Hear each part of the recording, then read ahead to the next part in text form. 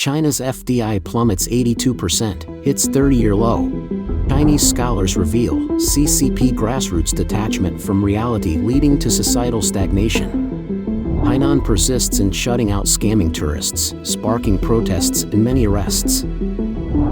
Prominent author, Xi's dictatorship will ultimately require him alone to bear the reckoning. American scholars warn, the CCP invites American teenagers to visit China to conceal secrets. It's all covered in today's China Truths. China's FDI plummets 82%, hits 30-year low. On February 18, according to a report released by the State Administration of Foreign Exchange of the Chinese Communist Party, foreign direct investment, FDI, liabilities, which reflect inflows of foreign capital, amounted to only $33 billion in 2023, plummeting by 82% compared to 2022. This data illustrates the impact of China's pandemic lockdowns and sluggish recovery. Foreign investment experienced its first decline since 1998 in the third quarter of 2023, although there was a slight rebound in the fourth quarter, with a net inflow of $17.5 billion in direct investment liabilities. However, this figure is still one-third lower than the same period in 2022. Economists noted that the data from the State Administration of Foreign Exchange measures net flows, reflecting trends in foreign companies' profits and changes in business scale in China. Data from the National Bureau of Statistics of China showed that profits of foreign invested industrial enterprises in China fell by 6.7% year-on-year last year. According to recent Ministry of Commerce data, new FDI in China hit a 3-year low last year. However, this data doesn't include reinvestment earnings from existing foreign-funded enterprises, which are less volatile. State Administration of Foreign Exchange data, released on February 18, shows a trend of foreign companies withdrawing funds from China due to geopolitical tensions and rising interest rates elsewhere. Multinational corporations are finding it more appealing to keep cash overseas than in China. A survey report released by the Japanese Chamber of Commerce and Industry in China on January 15 showed that most Japanese companies in China are not optimistic about the Chinese economic outlook for 2024. Additionally, the majority of Japanese companies reduced or did not invest in China in 2023. 48% of surveyed Japanese companies stated that the primary reason for not investing or reducing investment in China in 2023 was the uncertainty about the Chinese economic outlook and pessimism about weak demand. According to data released by the National Bureau of Statistics of China on February 8, China's Consumer Price Index, CPI, in January recorded its largest decline in over 14 years, while the Producer Price Index, PPI, also fell, marking 16 consecutive months of deflation in industrial producer prices. This highlights the ongoing risk of deflation facing the Chinese economy. During the World Government Summit in Dubai last week, Bill Winters, CEO of Standard Chartered, stated that China's biggest problem is a confidence deficit. External investors lack confidence in China, and domestic depositors also lack confidence. In addition to the downturn in the Chinese economy reducing foreign investment willingness, the business environment in China has also deterred many foreign investors. The Chinese government amended the anti-spy law last year, intensifying crackdowns and controls on enterprises, exacerbating concerns among foreign investors. Chinese scholars reveal CCP Grassroots detachment from reality leading to societal stagnation. Professor Liu Duan from the School of Sociology at Wuhan University and a researcher at the Chinese Rural Governance Research Center published a lengthy article on Weibo summarizing grassroots research during the New Year period. The article went viral on social media. Hong Kong's Phoenix News reposted the article on February 16 but deleted it the same day. The article firstly points out that the impact of the economic downturn is comprehensive. Factories and industrial parks generally operate below capacity, with some having many orders but declining profit margins. Now, as long as migrant workers are willing to work, finding a job is not a problem, but discussing compensation is off limits. In previous years, if factories failed to pay overtime wages in full, workers could resist. Now, if they resist, factories immediately dismiss them. Lu Duan stated that in the several towns he investigated, most township governments barely keep running, with most township officials' performance discounted or unable to be fulfilled. The salaries of some village cadres cannot be paid. Many village cadres have resigned or are planning to resign. Almost all local development projects are affected. In one town, a street was dug up, but funding could not be guaranteed, so construction halted, and during the Lunar New Year, the road was left with potholes, causing widespread complaints. All township officials stated, "Development is impossible, we can only try to maintain." The article points out that grassroots governments are only accountable upwards, not to reality. All sectors are detaching from reality. Societal stagnation is today's society's greatest crisis. Lu Duan mentioned that during the Lunar New Year period, while gathering with high school classmates from various professions including civil servants, doctors, teachers, employers, state-owned enterprise employees, migrant workers, and media practitioners, all unanimously lamented formalism, the reluctance to work properly, extreme disgust, yet helpless to do anything about it. The article highlighted that in the business sector, many enterprises are concentrating on financialization and platformization, accountable primarily to major shareholders, and seeking short-term monetization. They employ various strategies to extract rent, rather than participating in actual industries or serving customers. Those genuinely involved in real industries encounter extremely low profits. As for the cultivation of innovative talents in universities, the article directly pointed out that loud slogans are shouted, but specific measures only encourage low-level repetition. Research institutions and personnel are captured by interests, only focusing on project indicators, disregarding actual research. The article stated that many media outlets also fail to report the truth, becoming mere repeaters. Media organizations cannot report the truth, grassroots fear reporters, and reporters cannot access reality. The investigative skills of the new generation of journalists are worrying. Lu Duan said that various disturbances from higher-ups make it impossible for grassroots to accomplish real tasks, and then force grassroots to mechanically produce various so-called serve-the-people projects. Village cadres spend all their time and energy on falsification and dealing with matters from higher-ups, which is essentially disturbance. Hainan persists in shutting out scamming tourists, sparking protests and many arrests. The Chinese New Year holiday has concluded, yet Hainan finds itself repeating the tragic events of 2 years prior. A significant number of tourists remain trapped, forced to endure exorbitant airfare and expenses, unable to return home for work or school on time. Regrettably, the authorities' response remains unchanged, resorting to violent suppression against protesting tourists.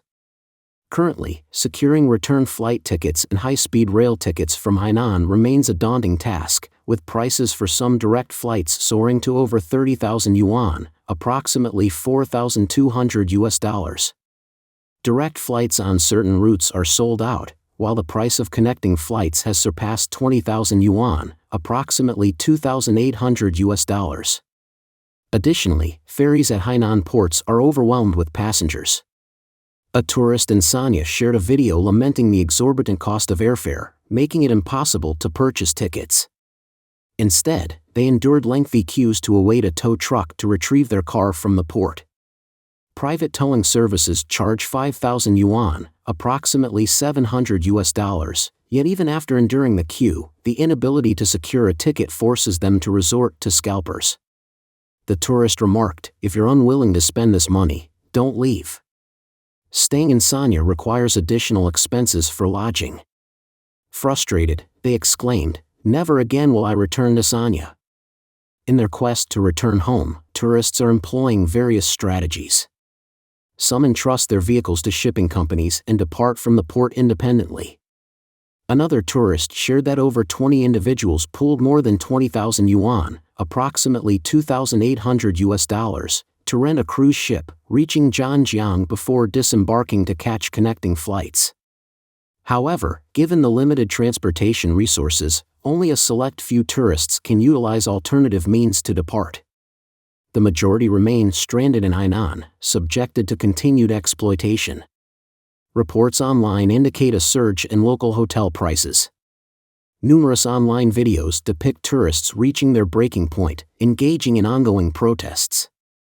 On February 16, reports emerged of tourists queuing for 9 hours at the first parking lot of Hainan New Harbor Ferry Terminal, unable to board ferries. Meanwhile, the terminal allowed passengers from the 2 subsequent parking lots to board first, prompting protests from those in the initial lot, who subsequently blocked the road. Additionally, footage surfaced showing tourists protesting in various parts of Hainan being suppressed, with many detained by the police. In August 2022, Hainan suddenly closed down the city due to epidemic prevention. A large number of tourists were trapped, and local prices immediately soared.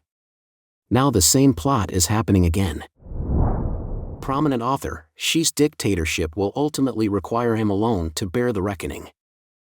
Around the time of the Chinese New Year, old photos of Chinese Communist Party leader Xi Jinping and his subordinates were once again circulated on X platforms.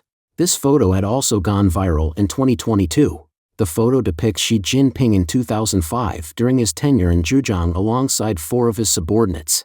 The photo shows Xi Jinping in the center, with Kai Chi and Li Xi on his left, and Ding Xuexiang and Li Chang on his right. Currently, all 5 individuals are members of the Standing Committee of the Political Bureau of the CPC Central Committee, with Xi still leading the CCP. Writer Yan Chungo mentioned in his February 16 article that he recently saw the photo from a friend, indicating that from Zhejiang to the central government, these are the only people around Xi Jinping. The cadre line of the CCP has always placed more emphasis on political stance and attitude than on the abilities of cadres. Political stance determines everything. This is the tradition of the Chinese Communist Party. The keys to promotion within the CCP system are obedience, adeptness at finding ways, and being tough when dealing with subordinates, ensuring they are managed obediently. Yin Chungo noted that Xi Jinping does not seek the efficiency and quality of the entire team's work but rather personal satisfaction, maintaining the submissive attitude of the team, and ensuring his own comfort and governance. Therefore, he cannot tolerate capable individuals challenging him. Since coming to power, he has been a solitary dictator, deciding all matters by himself. No matter how talented an individual may be, it is impossible for them to govern a country with a population of 1.3 billion alone. At the same time, Xi Jinping is keen on engaging in political struggles. He has surrounded himself with a group of subordinates who have served him exclusively for a long time. These subordinates lack the ability to lead on their own and the advanced knowledge to equip themselves. They are only responsible for following his directives. After coming to power, he made numerous mistakes. In the end, all problems are borne by him alone. If history seeks to settle scores, it will only hold him accountable. He added, Xi Jinping lacks great talents or grand plans and takes pleasure in being dictatorial. He may have accomplished something positive, but the next step will be to address it. Therefore, all of China's current problems are the CCP's problems, and all of the CCP's problems are Xi Jinping's problems. American scholars warn, the CCP invites American teenagers to visit China to conceal secrets. The CCP leader Xi Jinping's 5-year plan to invite 50,000 American youths to China for exchange and study, personally directed by Xi, is quietly underway. American scholars have warned that the CCP has expanded its mature brainwashing techniques to the United States, with American youths becoming victims. During his visit to the U.S. last November, Xi Jinping mentioned inviting 50,000 American youths to China for exchange and study over the next 5 years, causing speculation at the time. Official information shows that Xi personally directed the plan for American youths to visit China. On January 10, Xinhua News Agency reported that Xi mentioned in a letter to American friend Sarah Land on January 4 about inviting 50,000 American youths to China. On February 11, Xi and Peng Liyuan sent New Year cards to teachers and students of Lincoln High School Choir in the United States, also mentioning participation in the 5-year plan for 50,000 American youths to visit China for exchange and study. On February 16, the English version of About published an article Xi Jinping Recruits Young Americans co-written by Jeanette Tong and Evan Osborne, warning of the dark motives of the CCP's plan. Jeanette Tong is a researcher for the Chinese Citizens Power Initiative, and Dr. Evan Osborne is an economics professor at Wright State University in Ohio, USA. The article mentioned that within a month of Xi Jinping's implementation of the 50,000 American youth visit to China plan at the end of last year, at least 5 American student groups had completed their trips there by January 2024.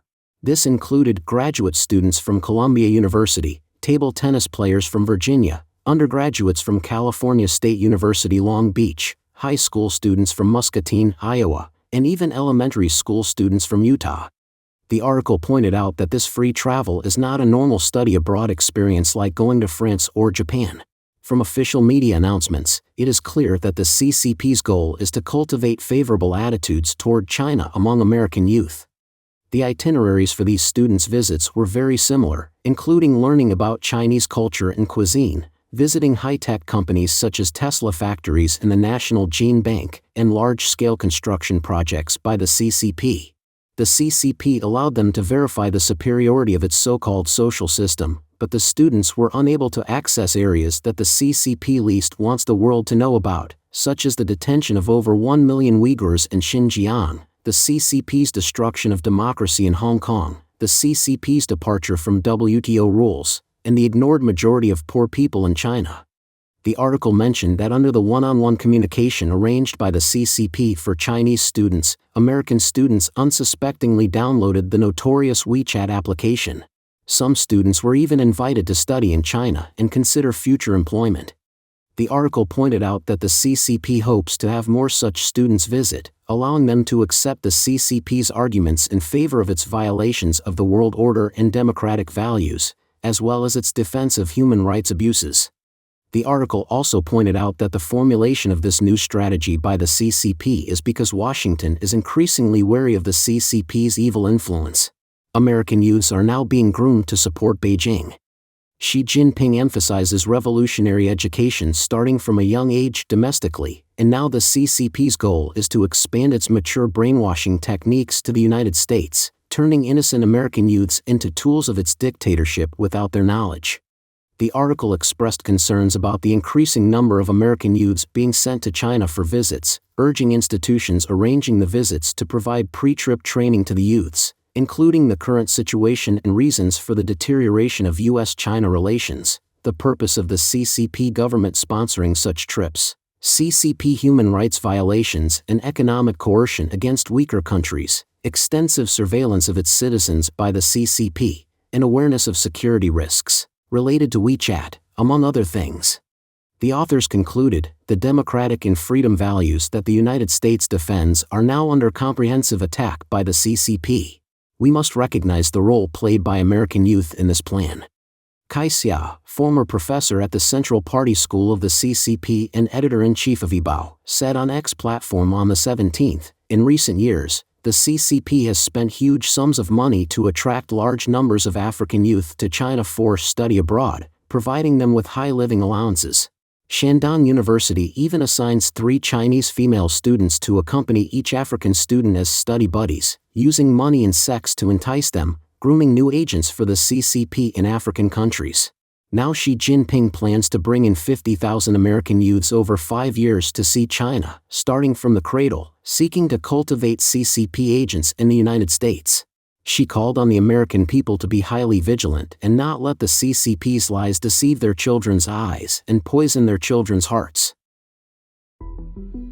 Don't forget to leave a comment in the section below to share your opinions on today's topic with us.